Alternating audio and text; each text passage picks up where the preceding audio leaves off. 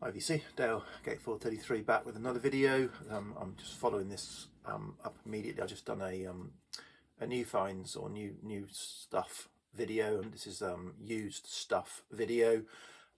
So yeah, and fair amount to cover. I'll get to the music in a minute. This is sort of music related, but I'm showing this first bit more as it's collector related, and it's interesting. So and everything here today is car boot sale finds. So yeah, when I go to car boot sales, it's a mix of it's a mix of people who sell professionally at car boot sales, which I often avoid because they've either, obviously they know the prices, and you're not getting bargains, and or they're just not, they've got specialisms, or it's just your average person who's emptying stuff that they no longer want from their house or garage and taking it along to a car boot sale. And obviously there's a chance you'll find some records in those cases. Or another category which is very interesting and often sad is house clearance. People who have cleared the house of a deceased person of the contents that I guess the family no longer want, or if there is no family, the entire contents. And I've paid or even have been paid to do that, and then kind of trying to recover money or make money out of selling. And as I said, that's always, to me, very interesting to me, because you obviously the van gets unloaded, that person's life gets unloaded in front of you, and often you're thinking, this is, there's some obscure stuff here. What on earth did this person, what was this person's backstory? And recently there's been one, a few weeks ago, that one of the house clearance firms had a weird and wonderful selection of media, not music media, unfortunately. So I think there is some, but I don't know whether that may have gone off separately to auction. But film and book, so DVDs and books from somebody from a flat in London, that the person must have been an avid follower of films and theatre. I think they were maybe a critic, writer, but they've got a huge collection, and it's the collection side of it I just want to highlight. It was just amazing. So I'll highlight the sort of the amazingness in a couple of books and a couple of DVDs that I just picked up, mainly just because I wanted to have a record of it.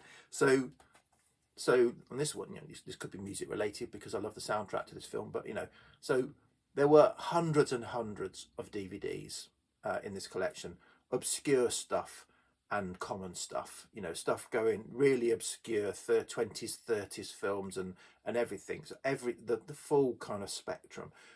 But so what, so I bought this, they're all a pound for a bullet Blu-ray. Happy with that. Open it up, there's the Blu-ray, but hang on a minute, what's this? And this is, you pull out, hang on, oh, there's a sheet of paper. Oh, hang on a minute, what's inside it? There's loads of, they're floating on the floor, loads of clippings and pictures.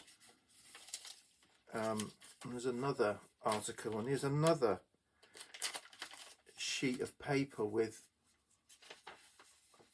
loads of clippings and pictures cut out of magazines and newspapers, and these go back to 1960s through to today, if you like, or the 2020s. So this person, and there were hundreds and hundreds of either bought DVDs, bought TV series. Look at that wodge of stuff. In some cases, it's been glued, cut out and glued with the dates that it was captured. Lots of that. Let me just pick all them up later. And then there were some nice books. So this is where, there were some music related books, but no music, unfortunately. So I said, I must ask them what's happened to the music. And I suspect it's gone off somewhere else for sale. But yeah, this is this is a great book. Stiff Records. It's got some really interesting little snippets on every release on Stiff. But glued on the inside are the reviews and articles about this publication. There are a few things on Japan as well, but again, kind of glued on the inside is a little review of the release from the time and these things, and what the guy was called, I guess, Paul Daniel, because every book had his name and a date stamp of the date that he got the book. Going from the 60s through to the 2020s. So for 60 years, he would stamp his name and the date that he bought the book in the back of every book that he had, and he had hundreds and hundreds of books, hundreds and hundreds of DVDs. So I've not seen the music yet, unfortunately. So the reason I'm kind of showing that is kind of, it's that is next level collecting. If you call yourself a collector, if you're not doing that. Now I do, as you probably know, I put magazine articles in the back of records, for records that I buy. So I pride myself now in being, I'm bottom tier of the obsessive collector, but we should either aspire to reach that level of collecting commitment, or we need to take it as a warning that you could tip over into that level of obsessiveness if you're not careful. So it's either it's either a challenge to you, or it's a warning to you. I'll let you decide. Okay, so hopefully you found that interesting. If not, apologies.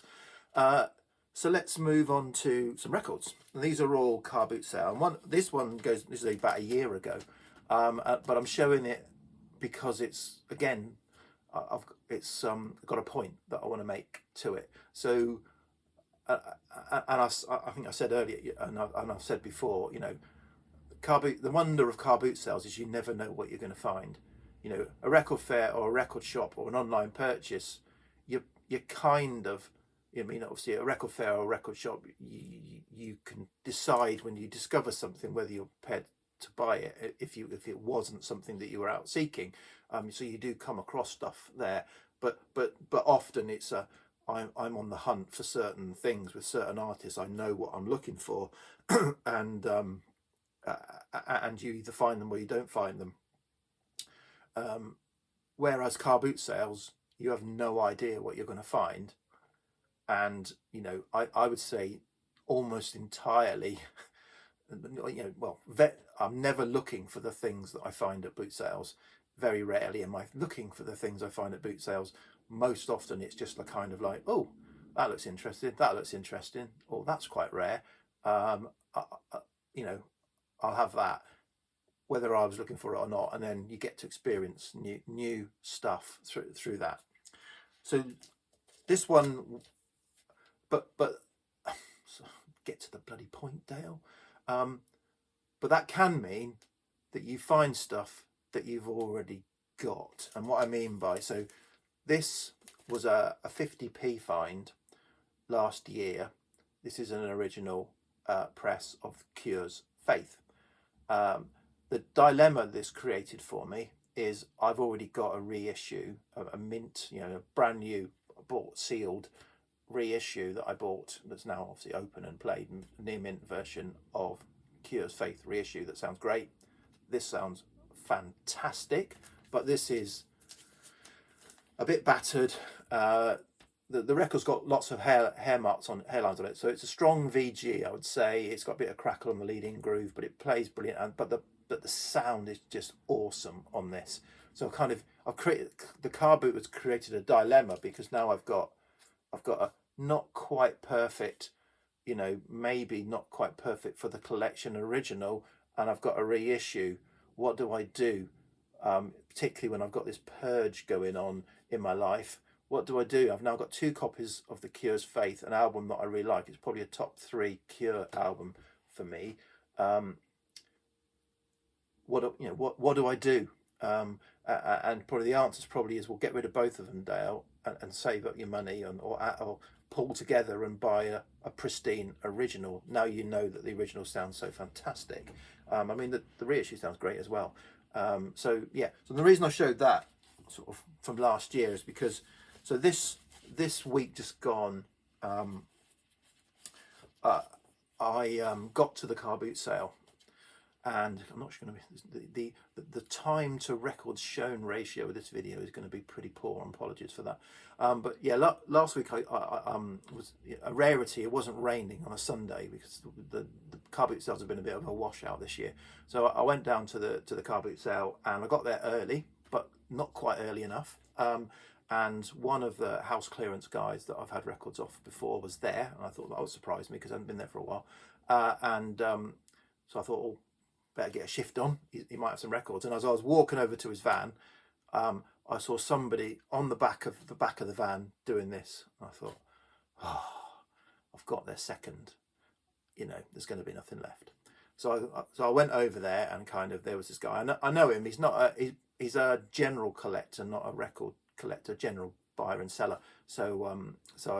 But he pulled a few things out, and so I said, oh, is there nothing there then? And he said, oh no, there's some good stuff in there. I just pulled these few out. So I thought, oh, okay.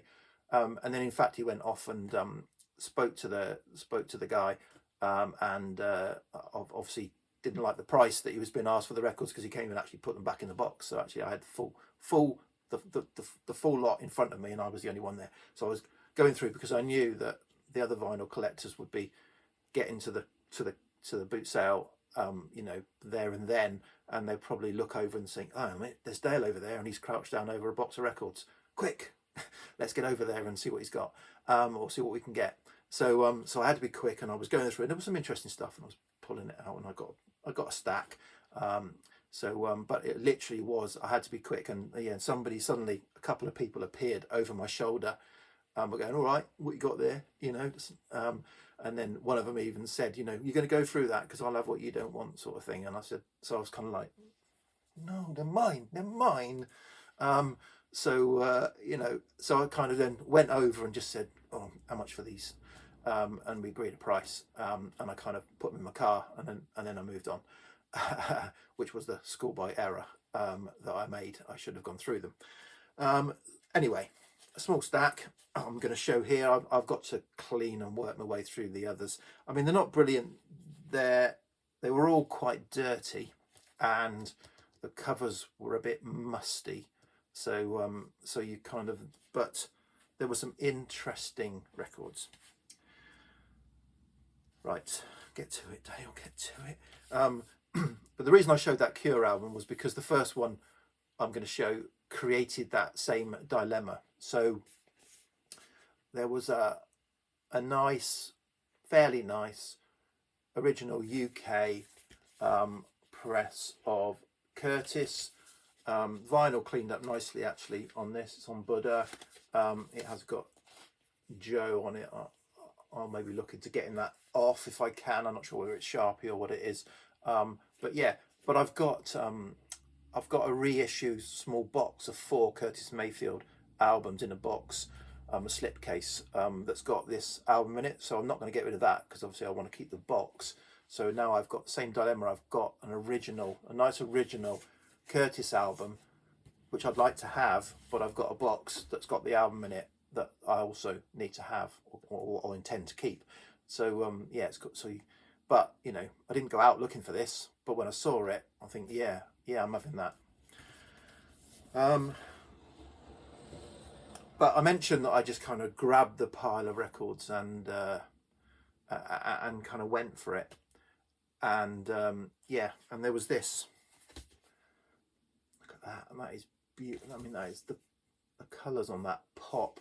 This is an original US press, a gatefold, Cheap Thrills. However, it isn't, because when I got home, that wasn't the wrong album was in the sleeve, which was a bit gutting, because this is a lovely, to find a lovely copy, but it had the wrong record in it. It had Janis Joplin Pearl, so it was close, but not close enough.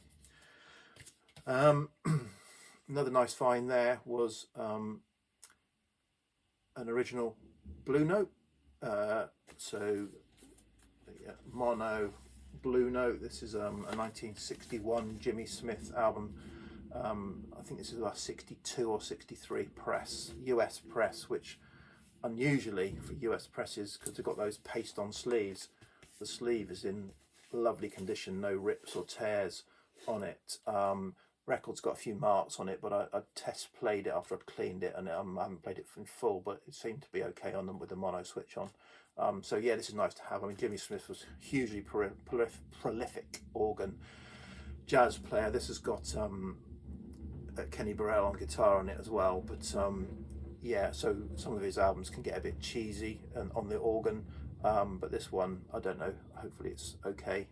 And then another record by an artist that I'm not that keen on. I've got Greatest Hits CD, and I thought that's pretty much all I need. I've had a few albums, they tend to not really sit well with me, and that's Sly and the Family Stone. This is standard original, UK on the Direction label. It's yeah, it was very grubby but cleaned up. It's probably a VG. The cover's all right. Yeah, actually the bits I played of this I quite enjoyed. It is a bit, I mean, it's this like psychedelic soul, isn't it? A bit trippy, but it wasn't too bad. So I'm interested to hear that. Next, this is one that actually is on my want list. So I was happy to find this. The cover's a little bit grubby, but Brian Eno, Another Green World. This again is an original UK on the Island label. Again, this one cleaned up well, because obviously there's quite delicate bits on this, particularly on the intros. But it sounds all right. I've only played it. I haven't played any of these in full yet, but this sounded good, and so I was happy to find that. And another one I was happy to find is this, an original mono press of Tim Hardin's debut on the Verve Forecast label. This is folk, obviously, US folk. I think he's US, isn't he? And yeah, I've had Tim Hardin 2 before, and it didn't quite sit with me, and I got rid of it. But again, I kind of played a few tracks of this, and I really like the feel of it. So yeah, looking forward to spinning this in full.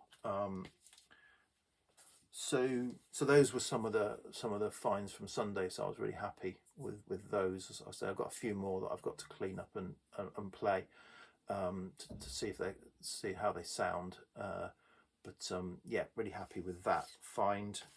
They ended up about £2 each. They ended up costing me, which was, I was happy with.